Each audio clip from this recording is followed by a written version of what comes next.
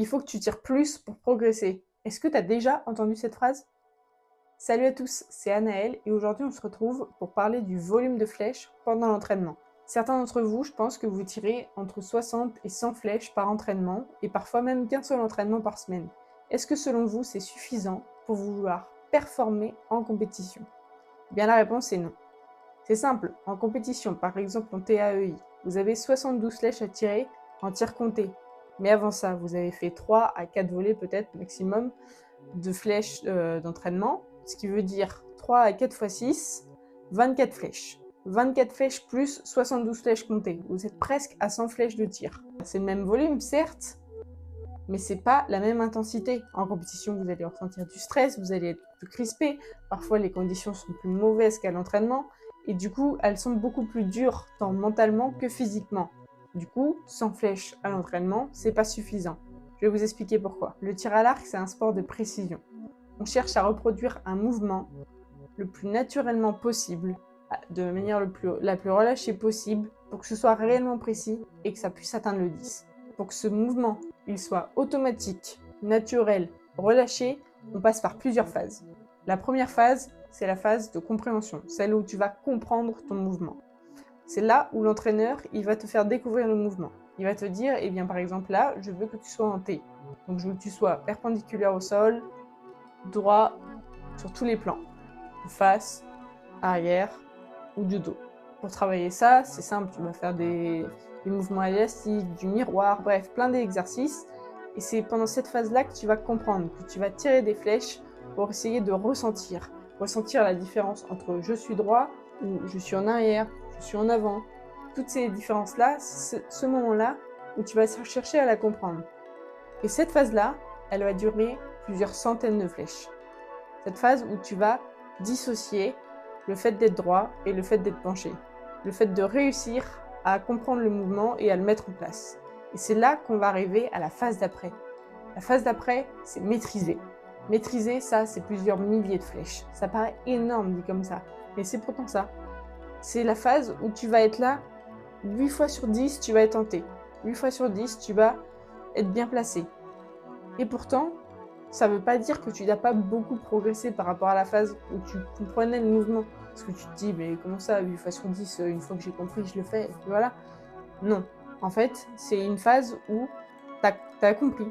Tu es en train de développer ça pour l'emmener vers l'automatisme. En fait, cette phase, quand tu vas être un peu plus en avant, un peu plus en arrière, et bah tu vas le ressentir. Alors que pendant la phase de compréhension, tu le ressentais pas forcément. Et si des milliers de flèches, ça peut te paraître énorme, et bah dis-toi que pour automatiser ton mouvement, ça va durer 10 000 flèches. En moyenne. Automatiser, qu'est-ce que c'est? En fait, automatiser, c'est quand tu n'as plus besoin de réfléchir. Tu vois, toute cette phase où tu te disais « Oh, bah là, je suis un peu en avant, j'ai l'impression de tomber. Oh, bah là, je suis un peu en arrière, j'ai l'impression que mon arc est super lourd. » Et bah, toutes ces petites phrases-là à laquelle tu penses et qui te servent pour te redresser, et bien là, ça se fait tout seul.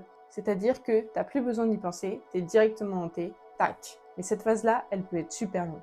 Et alors toi, qui tires 100 flèches par entraînement, supposons que tu fasses un entraînement semaine. Ça veut dire que par mois, tu tires 400 flèches. Tu as 12 mois dans l'année. Tu fais le calcul? Tu es bien loin des 10 000 flèches. Ça veut dire que ton mouvement, par année, il n'est pas automatisé.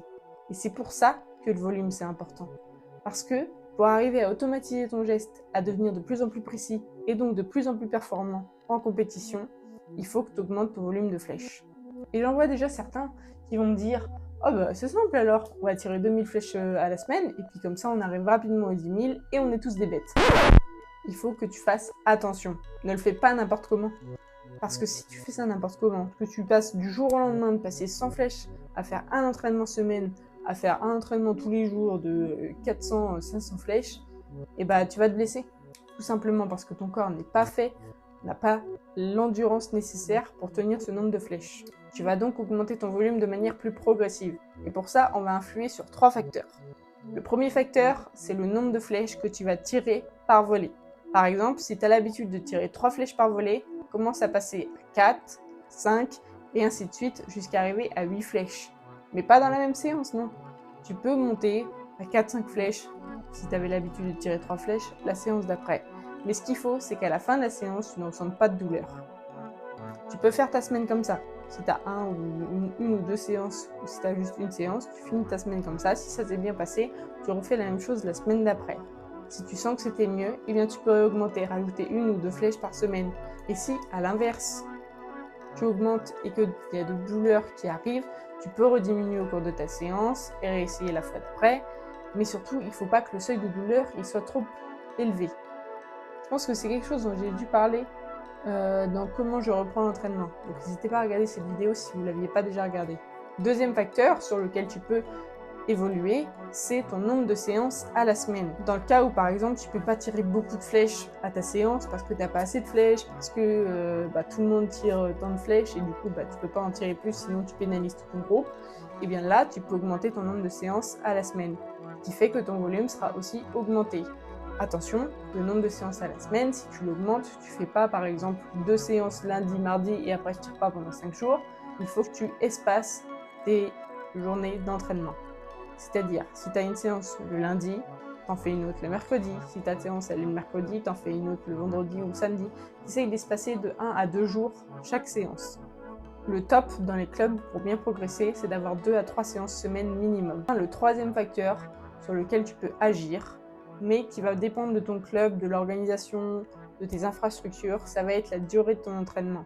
C'est-à-dire que si tu as l'habitude de faire une séance qui dure 1 heure et demie, le temps que tu t'échauffes, le temps que tu montes ton matériel, le temps que tu démontes, déjà ça fait beaucoup moins de temps d'entraînement. Alors viens plutôt à l'entraînement.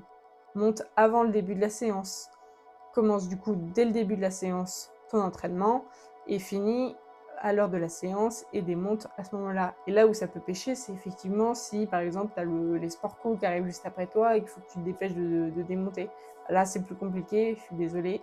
Donc là tu peux agir sur les deux autres facteurs. Mais si tu as le choix, si tu as une bonne infrastructure ou avec une structure permanente par exemple de ton club, n'hésite pas à rallonger, à optimiser ton temps, à passer de 1 heure et demie à 2 heures. Mais là encore, fais-le progressivement. On ne passe pas de 1 heure et demie d'entraînement à 4 heures d'entraînement. C'est petit à petit. Tu rajoutes un petit quart d'heure, un autre petit quart d'heure, si tu vois que ça se fait bien. Fais en fonction de ton emploi du temps, de tes possibilités et de ton club. De cette manière, tu augmentes drastiquement ton volume d'entraînement à l'année. Et donc, puisque tu augmentes ton volume à l'année, tu augmentes l'évolution de ton travail technique et ainsi ta proposition de performance. Au-delà de tout cet aspect technique, de tout cet aspect de maîtrise, d'automatisme, toi, à une compétition, tu te sentiras bien mieux. Parce que 72 flèches, ça peut te paraître beaucoup avec les volets d'entraînement, etc., puisque c'est ce que tu tires à l'entraînement. Tu vas être rincé à la fin de ta compétition, alors que là, d'avoir augmenté ton volume d'entraînement, tu vas arriver à ta compétition, ce sera facile. 100 flèches, c'est rien. Quand tu as l'habitude d'en tirer 200, 300 par semaine, en tirer 100 de plus en compétition, c'est rien. N'hésite pas aussi, du coup, à adapter ton planning si tu as des compétitions en fin de semaine. C'est-à-dire que si tu as l'habitude de tirer 3 entraînements, donc 300 flèches, on va dire par exemple par semaine, eh bien tu peux retirer une séance, par exemple celle du samedi, pour ensuite aller à ta compétition ou bien la diminuer, tirer moins de flèches sur ta séance du samedi pour arriver à ta compétition un peu plus frais. Voilà, j'espère que cette vidéo t'aura aidé, que tu auras pu comprendre un peu plus l'importance de tirer du volume et pourquoi certaines personnes te disent « Oh, si tu ne performes pas, c'est parce que tu ne tires pas assez ». Donc n'oublie pas, le volume, c'est la clé, mais il faut le faire progressivement.